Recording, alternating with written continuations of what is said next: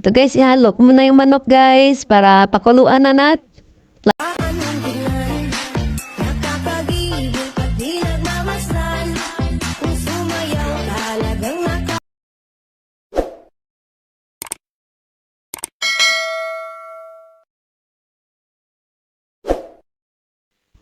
Hello guys! Magluto ako ngayon ng sinigang na manok.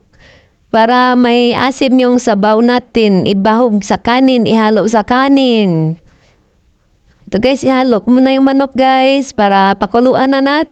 Lapit na itong kumulo. Mamaya, ihalo ko na yung gulay.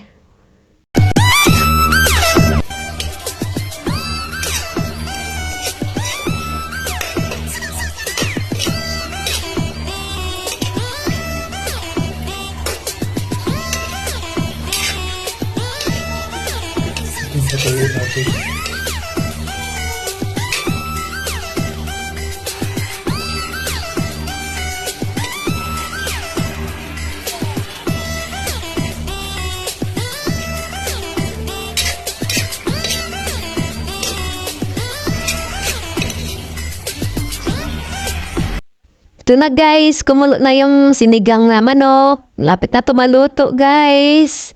Mamaya kakain na for lunch. Masarap yung ulam. Maasim. Thank you for watching.